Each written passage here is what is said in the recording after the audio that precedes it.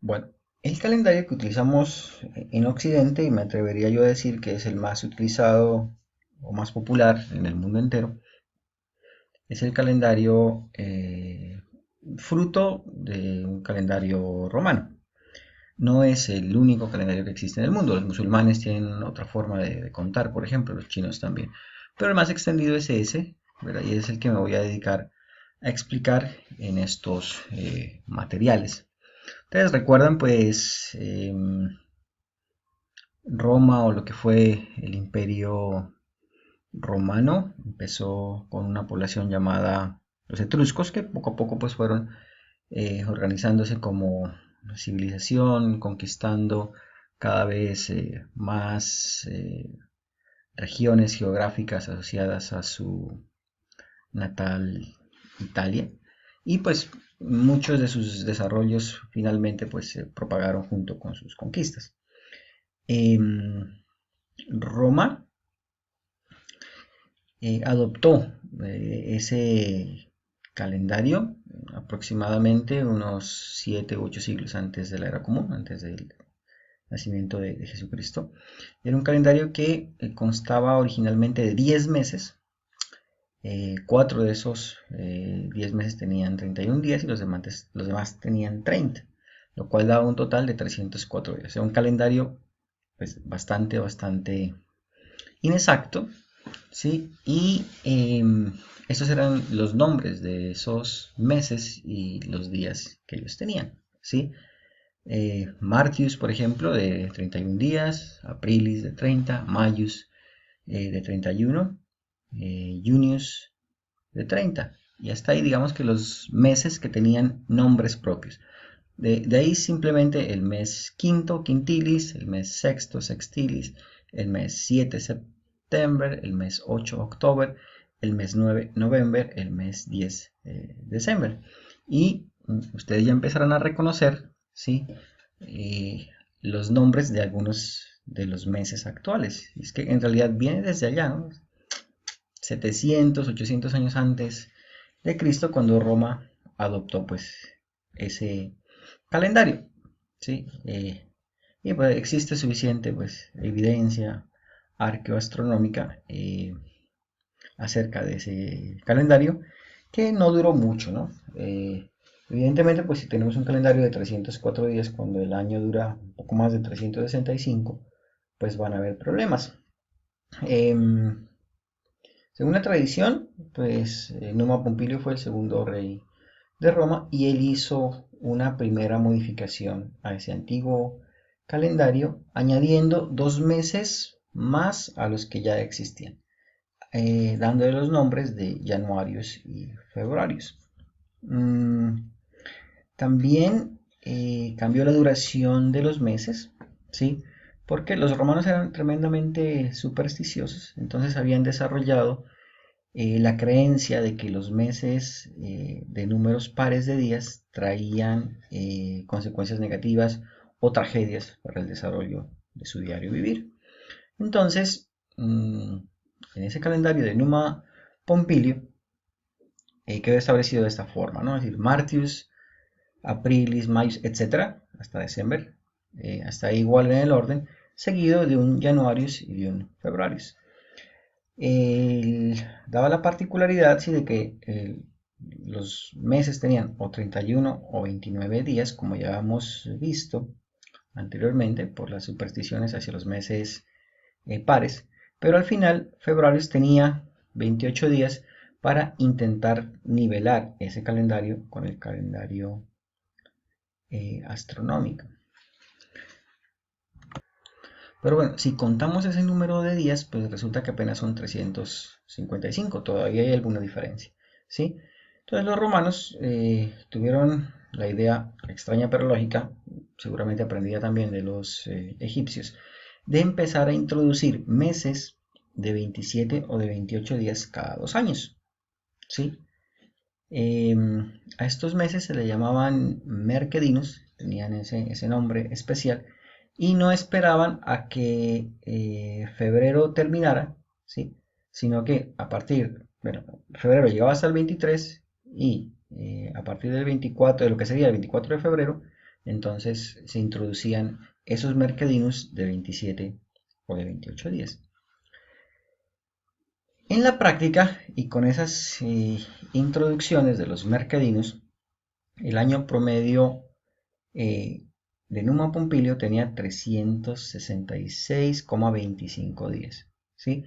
Que con el transcurso de los años pues se fue desacoplando con el calendario astronómicamente propiamente dicho, ¿sí?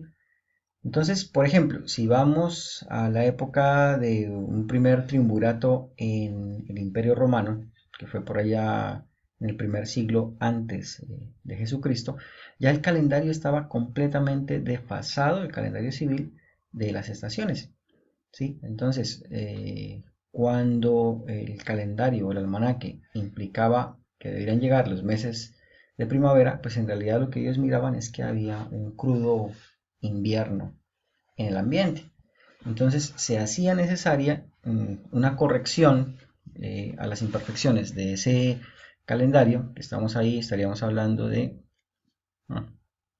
tranquilamente unos 500 años, debía corregirse, ¿sí? Y eso es lo que hizo el emperador Julio César. Julio César, pues después de que venció a ese triunvirato, después de que estuvo en Egipto, conoció a Cleopatra, volvió a Roma, etcétera, llevó muchas ideas del calendario egipcio a Roma, ¿sí? Entonces, Julio César, por decreto, pretendió acoplar nuevamente ese calendario civil al calendario astronómico. Entonces, lo primero que dijo fue, bueno, el equinoccio de primavera tiene que ocurrir el 25 de marzo. Así era en época de Numa Pompilio, ¿verdad? Entonces, eh, definió esa fecha para el equinoccio de primavera y también solicitó hacer algunos ajustes para que no se volviera a presentar un desfase entre el calendario civil y el calendario astronómico. Bueno, decirlo es más fácil que hacerlo, ¿no? Entonces, ¿cómo lo hizo? Bueno, lo primero es que el año 47 antes de la era común se convirtió en el año más largo de la historia, porque se introdujeron varios mercadinos, ¿sí? De 28 días, de 33 días y de 34 días, para poder hacer la corrección, ¿sí? Entre esos 3 meses que habíamos mencionado, del desfase entre el calendario civil y el calendario real de las estaciones. Entonces, ese año pasó a tener una duración de 445 días y pasó a la historia como el año de la confusión. Claro, porque colocaron un Mercadinus normal, ¿verdad? Después del 23 de febrero, pero después colocaron dos Mercadinus más de 33 y 34 días entre los meses de noviembre y diciembre, ¿sí? Bueno, digamos que es un tema, fue un tema muy complicado y suponemos que fue difícil para las personas que tuvieron que vivirlo, pero tenía su lógica, ¿no? Y era mantener la fecha del equinoccio de primavera y asegurarse de que no existiera un nuevo desfase en el futuro. Entonces, esa fue la primera consecuencia. De esto, hoy una consecuencia inesperada, ¿no? Y es que eh, el año pasó a contarse a partir del mes de Januarius y no del mes de Martius. Es que si recordamos un poco el orden de los meses, ¿no? Entonces venían December, después venía Januarius, Februarius y empezaba el año, ¿sí? Pero acá al introducirse esos mercedinus, no se prolongó en realidad el año como tal, sino que se dejó según los días que venían siendo, ¿no? Entonces, al introducirse esos 2 meses mercedinus inesperados, no programados, pues entonces se corrió el inicio de año al mes de Januario, o sea, a nuestro actual mes de enero. Y aparece el concepto de los años bisiestos. ¿Sí? Sosígenes era un astrónomo alejandrino que él calculó aproximadamente el año trópico en 365 días y un cuarto. Entonces fue quien le recomendó a Julio César que había que añadirse un día extra cada 4 años. Y esa fue entonces la modificación, la segunda modificación del calendario juliano, la de los años bisiestos. Los romanos, sí, colocaban ese año bisiesto, no esperaban a que se terminase el año, ¿verdad? Sino que lo colocaban entre el 23 y el 24 de Febrarius. Y en la actualidad, sí, este es el calendario que la gran mayoría de las personas creen que existe. O sea, el calendario de 365 días, divididos en los meses y el número de meses que conocemos en la actualidad, con un día adicional cada 4 años. O sea, lo que nosotros llamamos el año bisiesto. ¿Sí? Y los días bisiestos, ¿por qué se llaman así? Habíamos dicho, ese día extra se colocaba entre el 23 y el 24, pero los romanos 24 de febrero. ¿Sí? Y de hecho, el 24 de febrero era un día importante porque eran 6 días antes de las calendas de martes. ¿Sí? Entonces, al primer 24 de febrero le llamaban dies sextum calendas marties, y al segundo le llamaban diem bis sextum calendas mayos, o sea, el día segundo, sexto antes de las calendas. Este es un tema complejo, es decir, los romanos eran muy extraños para poner los nombres a los días, y ese es un tema que me gustaría que ustedes investigaran. De pronto, posiblemente lo dejo también como una de las preguntas de los foros. Bueno, así quedó entonces el calendario de Julio César, ¿no? Januario, el año empieza, ya no empieza en Martius, sino en Januarius. Febrarius, que si le introducimos ahí el día extra cada 4 años, pues va a tener o 29 o 30 días. Martius de 30, Aprilis, perdón, de 31, Aprilis de 30, Maius 31, Junius 30, Quintilis 31, Sextilis 30, September 31, October 30, November 31 y December 30. Hasta ahí iba el calendario juliano.